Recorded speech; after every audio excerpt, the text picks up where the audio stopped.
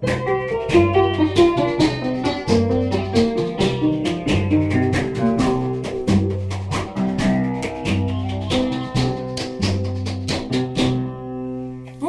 nous sommes le jeudi 27 février et nous remercions la bouquinerie de nous prêter le lieu.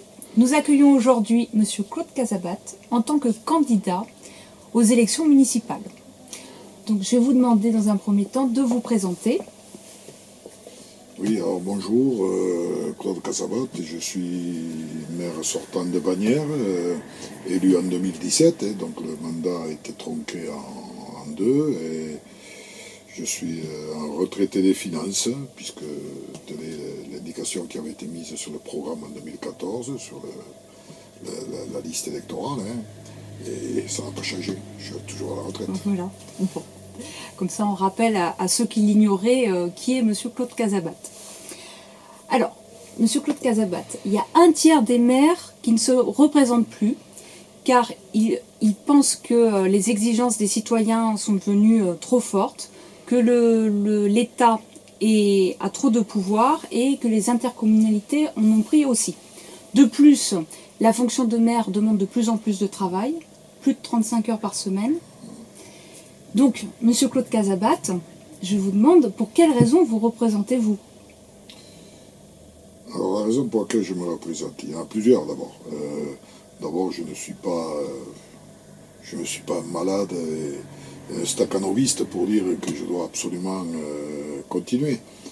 Le choix a été fait avec un groupe de la liste qui était là en 2014 de repartir ensemble, notamment avec tous les adjoints, pour essayer de continuer un travail que nous avions commencé. Je ne me suis pas posé la question par rapport au nombre d'heures de travail. Si on se pose la question par rapport au nombre d'heures de travail, moi, je pense que le poste de maire de Bagnères est un poste à temps complet.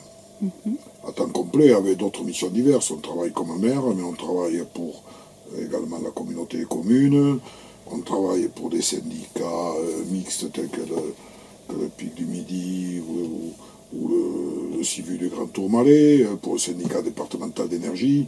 Il y a beaucoup de missions, d'organismes auxquels on participe.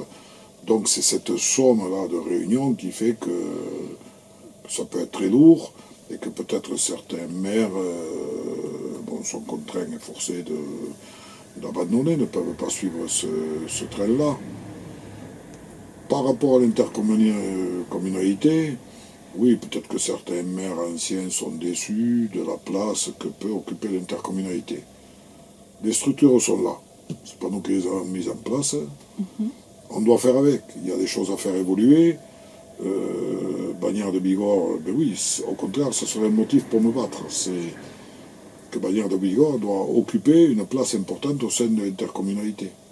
Même si nous n'avons que 17 représentants sur les 46. Oui. Mais nous sommes quand même, j'ai eu toujours ce mot, nous sommes le principal actionnaire de la communauté des communes, que ce soit du point de vue du nombre d'habitants, du point de vue des impôts qui sont payés par les bagnérais, pour le compte de la communauté des communes. Donc nous avons une place importante à occuper à la communauté commune. Donc ce n'est pas un frein, c'est plutôt une envie de continuer la communauté commune. D'accord. D'après votre expérience, quelle serait la première qualité que doit avoir un maire ou une mairesse et quel serait un défaut qu'il ne faudrait surtout pas avoir? La première qualité, pour moi, sans hésitation, c'est l'honnêteté intellectuelle et l'honnêteté tout court. Il faut donner confiance, mais la mériter aussi.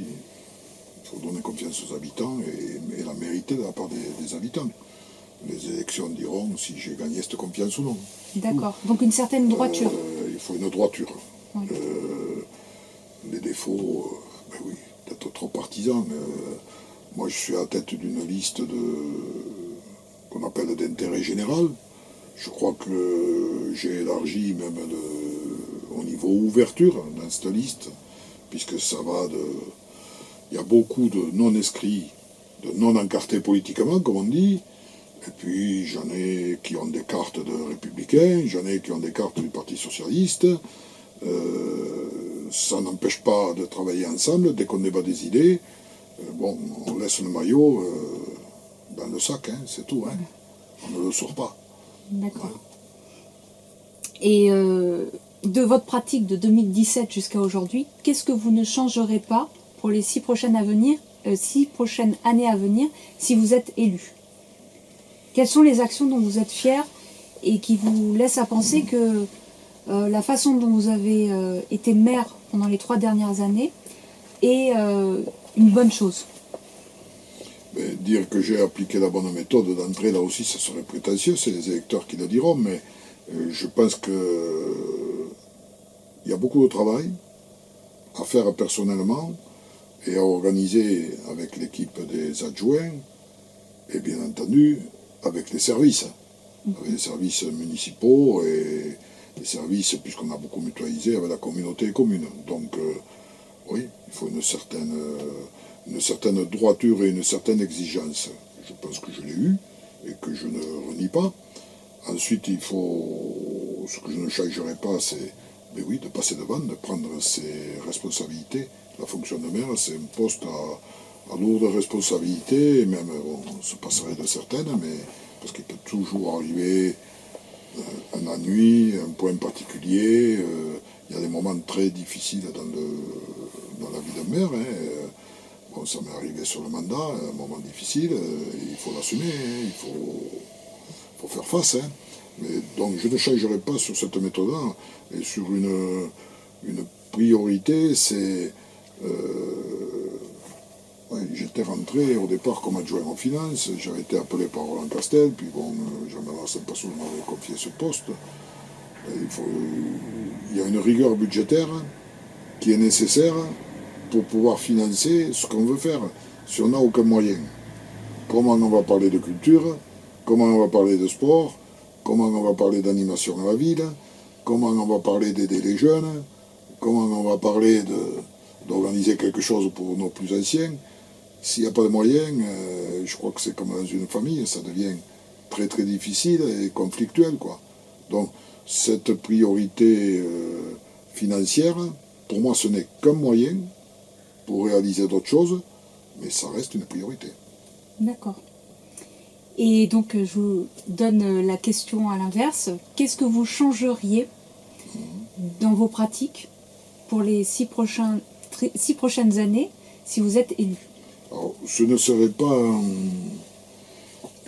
pas un changement, ce serait, puisque je n'ai eu que tout juste 3 ans de mandat, je mettrai en pratique ce qui avait été écrit d'ailleurs dans le programme en 2014 et qui n'avait pas été fait et que j'ai quand même relancé. C'est une certaine concertation, un certain échange avec les associations, puisque une de mes premières réunions lorsque j'ai été élu, ça a été de réunir toutes les associations. Ça n'avait pas été fait. Ça a permis d'échanger, de les rencontrer ensuite en individuel par la suite. Ça, c'est quelque chose à quoi je tiens. Il faut cet échange avec les assos qui sont au plus près des citoyens pour pouvoir y voir plus clair dans les décisions à prendre. Et ensuite, je ne sais pas si on l'appelle réunion de quartier, mais c'est plutôt une concertation autour de certains projets. Alors je citerai par exemple la maison du quartier Clairvallon. On a échangé avec les associations avant de lancer le projet. Après, il faut bien qu'un architecte et des services travaillent sur ce projet. Ensuite, on a été présenter le projet pour voir des modifications éventuelles à faire. Ça, c'est une action dont je suis fier et qu'il faut continuer. Il faut continuer en ce sens. Et j'en donne la preuve, c'est que dès début 2019, je n'avais pas déclaré que je serais candidat, et j'avais déjà indiqué qu'on ne ferait pas les cousses-tous pour des raisons de temps, mais surtout parce qu'on n'avait pas eu le temps de concerter la population. Donc la population sera interrogée, toute la population maniéraise, de telle manière que chacun puisse dire voilà comment on voit l'avenir des cousses-tous, l'avenir des réaménagements. Alors certains disent qu'ils ne sont pas prioritaires. Ils sont dans les priorités. avec toute une revalorisation de ce qu'on appelle l'anneau thermal, c'est-à-dire du boulevard Roland-Castel, du boulevard Carnot. Et il faut continuer à embellir le centre-ville, mais le maire ne doit pas oublier non plus les quartiers excentrés. D'accord. Et donc, pour conclure cette interview, quelles seraient les 3 priorités que vous donneriez pour les prochaines années? Quelles seraient vos 3 priorités? Bon, j'ai compris la finance, c'est-à-dire éventuellement assainir les finances bagnéresses, puisqu'on a un taux d'endettement qui est supérieur à la moyenne des communes. Oui. Et si vous aviez 2 autres priorités pour votre mandat, ça serait quoi? Alors, sur le désendettement, on pourrait en discuter longtemps, mais le désendettement reste une priorité avec l'aspect financier, comme vous l'avez indiqué, si on veut fonctionner normalement. Et je dis tout de suite, les chiffres sont là. Il y en a pour tout le mandat. Ça ira mieux sur certains budgets, même à mi-mandat. Mais il y en a quand même pour tout le mandat à faire des efforts. Ensuite, l'autre priorité, c'est de revitaliser le centre-ville avec un soutien aux commerces locaux.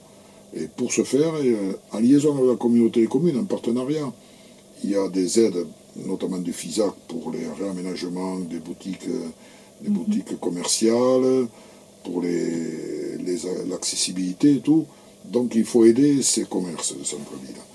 Et les aider aussi avec le plan de restauration immobilière qu'il y a, et notamment aussi le contrat Bourg-Centre, essayer de réhabiliter des logements en centre-ville pour que les jeunes puissent s'installer normalement, des jeunes ou des moins jeunes, dans des locaux qui ne sont pas dégradés, quoi, ou tout simplement insalubres. Si on ramène de la population vers le centre-ville, tout le monde y retrouvera son compte. Donc pour moi, ça c'est une priorité.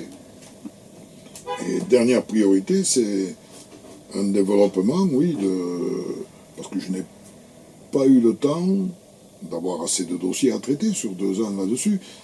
C'est de l'échange avec la population.